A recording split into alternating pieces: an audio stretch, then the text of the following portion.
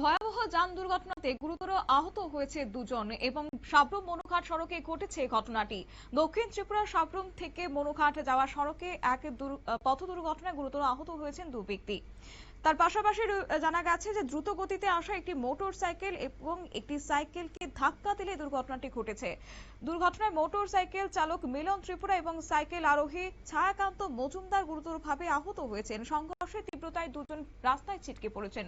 আর এই দুর্ঘটনার পর স্থানীয় বাসিন্দারা দ্রুত ঘটনাস্থলে ছুটে এসে সাবরুম দমকল বাহিনীকে খবর দেন। খবর পেয়ে দমকল কর্মীরা ঘটনাস্থলে পৌঁছে আহতদের উদ্ধার করে সাবরুম মহকুমা হাসপাতালে নিয়ে যান। শুনুন। আনুমানিক সন্ধ্যা 7:05 নাগাদ আমরা সাবরুম ফায়ার সার্ভিসে একটা কল আসে। কলটা হয়েছে আপনার বটলিবারের কাছে এখানে একটা অ্যাক্সিডেন্ট হয়েছে। সঙ্গে সঙ্গেই তৎক্ষণাৎই মুভ করি এবং গিয়া সেটা স্পটে দেখি যে একটা বাইক আর একটা সাইকেলে অ্যাক্সিডেন্ট হওয়ার ফলে দুজন লোক গুরুতরভাবে আহত হয়েছে। তার সঙ্গে সঙ্গে আমরা সাবরুম হাসপাতালে নিয়ে আসি। দেখি বাইকেই সংঘর্ষ হয়েছে? না, বাইকের সঙ্গে বাইসাইকেলের সংঘর্ষ হয়েছে। কতজন আহত হয়েছে এখন? দুজন আহত হয়েছে। বাইক যে ট্রেনে চালাইতেছে হেও আহত হয়েছে, আবার বাইসাইকেল যে ট্রেনে চালাইতেছে তাইনও আহত হয়েছে। তাদের নাম জানা গেছে? নামটা যে ট্রেনে বাইসাইকেল চালাইতেছিল তার নাম হচ্ছে ছায়াকান্ত মজুমদার, বয়স আনুমানিক 47 বছর হবে।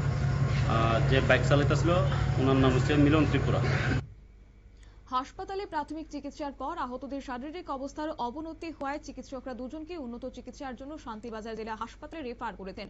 এই ঘটনায় এলাকায় চাঞ্চল্যের সৃষ্টি হয়েছে। অন্যদিকে বারবার ঘটে চলা সড়ক দুর্ঘটনায় ফের একবার পথ নিরাপত্তা নিয়ে প্রশ্ন তুলে দিয়েছে। বিশেষ করে জনবহুল এলাকায় বেপরোয়া গতিতে যানবাহন চালানোর প্রবণতা রোধে আরো কঠোর নজরদারির দাবি উঠেছে। বর্তমানে আহত দুই ব্যক্তির চিকিৎসা চলছে শান্তিবাজার জেলা হাসপাতালে। এখন তাদের শারীরিক অবস্থার দিকেই নজর রয়েছে সবাই এবং বিশেষ করে সচেতনতা ও ট্রাফিক নিয়ম মেনে চলার উপর বিশেষ জোর দিচ্ছেন এখন স্থানীয় বাসিন্দারা। নিয়ে নিচ্ছি ছোট্ট একটি বিজ্ঞাপন বিরতির সঙ্গে থাকুন।